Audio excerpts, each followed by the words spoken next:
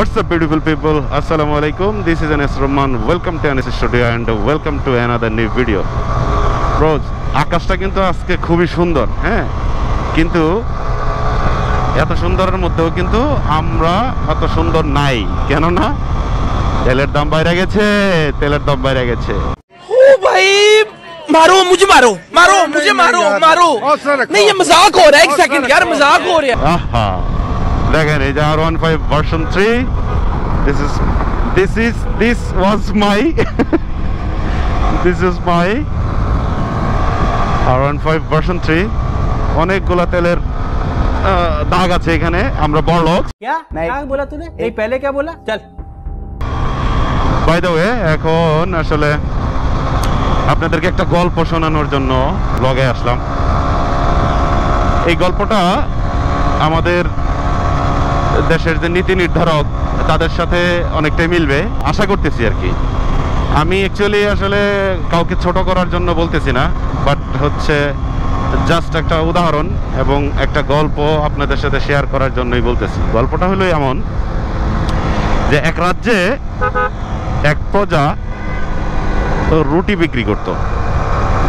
তো এই রুটি এতটাই ফেমাস ছিল যে এই রুটি পাবলিকের কাছে শেয়ার করতে বা বিক্রি করতে গিয়ে ওনার প্রচণ্ড হিমশিম খাইতে হইতো। মানে এত পরিমাণ ক্লায়েন্ট ওনার হইতো, এত পরিমাণ কাস্টমার উনি পাইতো যে ওনার রুটি বানায় সারতে পারতো না সে।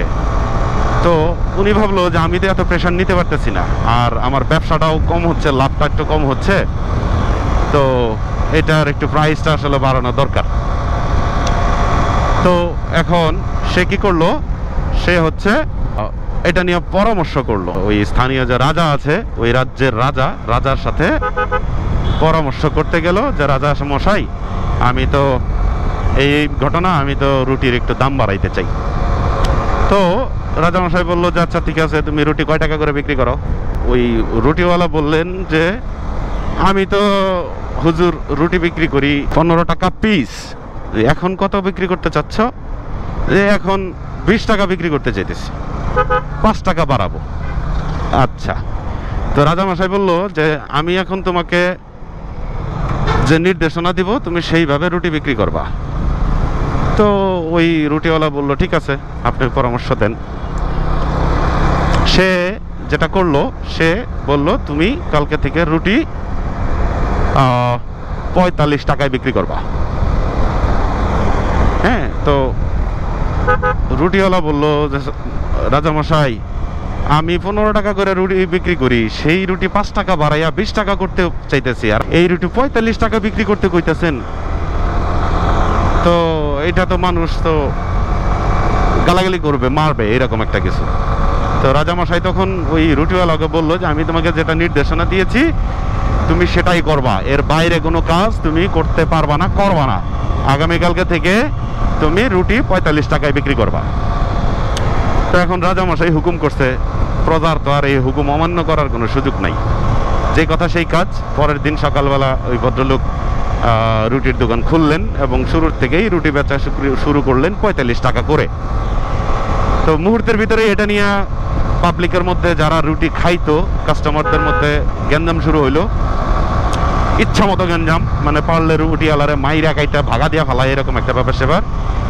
তো এরপরে একটা দিন গেল, একটা দিন যাওয়ার পরে এইটা হচ্ছে রাজামশাইয়ের কাছে গিয়া যারা রুটি কিনতো খাইতো তারা হচ্ছে রাজামশাইয়ের কাছে যাইয়া বিচার দিল।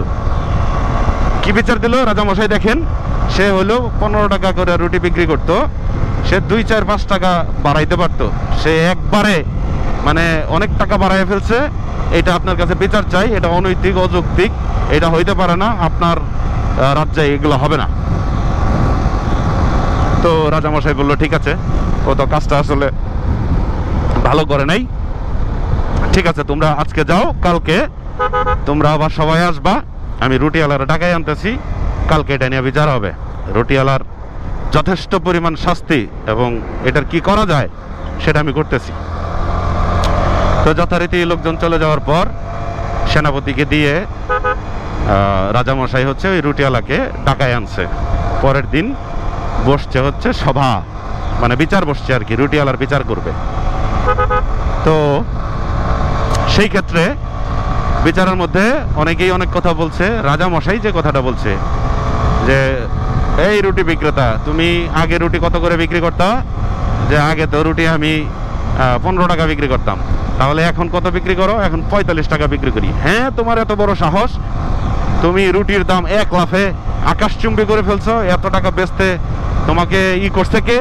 তুমি কিন্তু তোমার কিন্তু জান চলে যাবে, ব্যবসা করতে পারবে না, এই সেই অমুক তমুক। তো রুটিওয়ালা ভয় পাইয়া রুটিওয়ালা বলছে যে তাহলে হুজুর আমি তার সাথে ভুলই করে ফেলছি, তাহলে আপনি একটা সমাধান দিয়ে দেন। তখন ওই রাজামশাই সমাধানটা যেটা দিল সেটা হচ্ছে যে তুমি কত বিক্রি করছো রুটি? যে 45 টাকা। আগে বিক্রি করতে কত? 15 টাকা। আচ্ছা ঠিক আছে, জিনিসপত্রের দাম যেহেতু বাড়ছে এবং তোমারও পোষায় না, তাহলে এক কাজ করো, তুমি হচ্ছে এই রুটি 30 টাকায় বিক্রি করবা, 15 টাকা কম, 30 টাকায় বিক্রি করবা, এটা আমার ফাইনাল নির্দেশ। তো যথারীতি পাবলিক তো অনেক খুশি, কাম হয়েছে, 45 টাকার রুটি 15 টাকা কমাই দিছে, 30 টাকা বেচতে বলতেছে। তো সভা শেষ, সবাই চলে গেল। এরপরে চিকনে রাজামশাই হচ্ছে ওই রুটিওয়ালাকে ডাইকে নিল, ডাইকে নিয়ে বললো যে তুই আগে রুটি কয় টাকা বেচতি? 15 টাকা। আর পরে কত বেচতে চাইছিলি? 20 টাকা। তুই রুটি 20 টাকা করেই রাখবি, বাকি যে 10 টাকা এটা আমার কোষাধ্যক্ষে জমা দিবি, আমার কাছে জমা দিবি। এটা যদি তুই না করস তাহলে কিন্তু তোর গর্দান যাবে।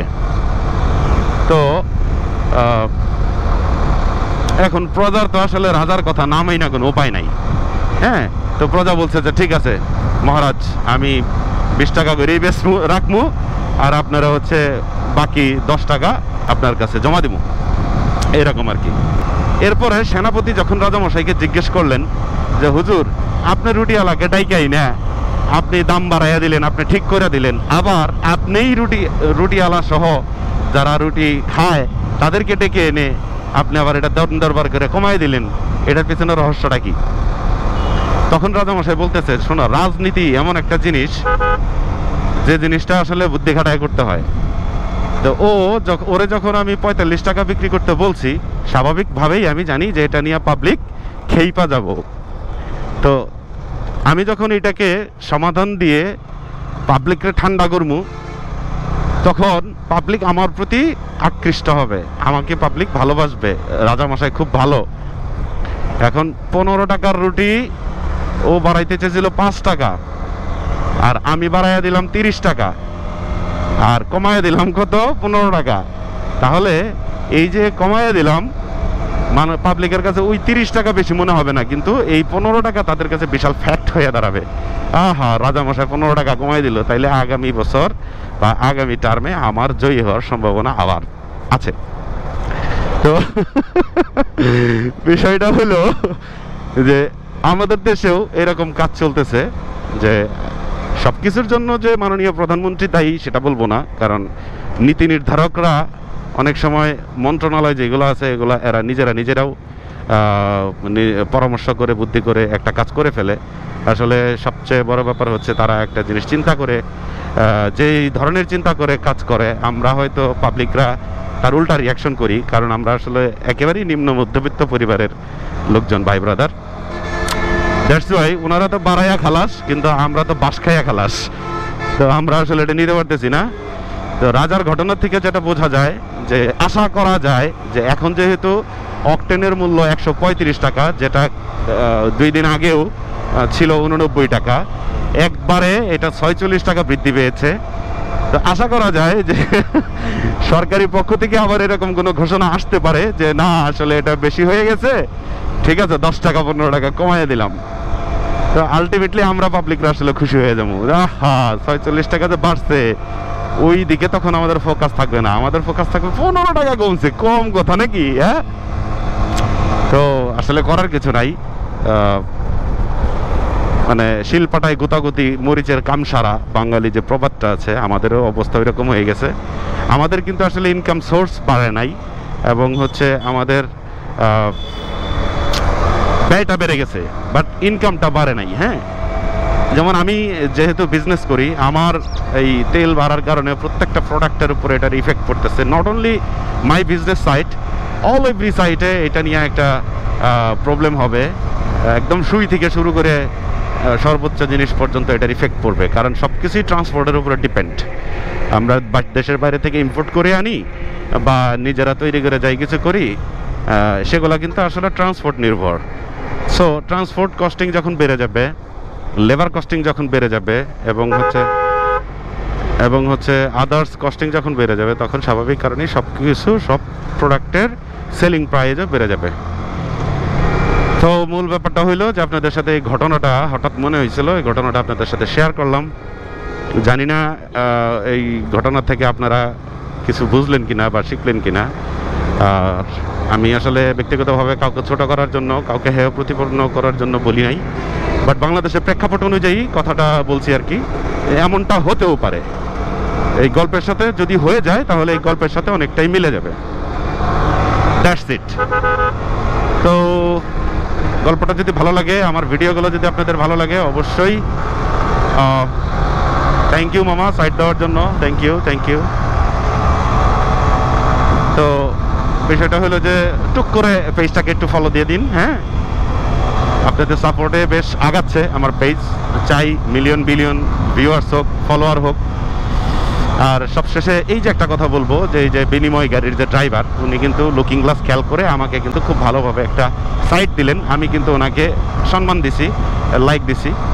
এই ভিডিওর মাধ্যমে শেষ একটা কথা বলতে চাই, সেটা হচ্ছে যে প্লিজ ভাই, আপনি যে ধরনের যানবাহনই চালান না কেন, like private, bus, truck, mini bus, autorickshaw, all kind of vehicle, প্রত্যেকের জায়গা থেকে প্রত্যেককে সম্মান করুন, প্রত্যেকের জায়গা থেকে প্রত্যেককে ভালোবাসুন। এইটা মাথায় আনেন যে রাস্তায় যারা ছোট যানবাহন চালাচ্ছে, তারা আপনার ভাই, আপনার পরিবারের একটা অংশ। এটা ভেবে আপনি যদি একটু রাইড করেন, তাহলে দেখা যাবে যে দুর্ঘটনার সংখ্যাটা অনেক কমে যাবে, এবং হচ্ছে আমাদের ভিতরে ভ্রাতৃত্ববোধ বাড়বে।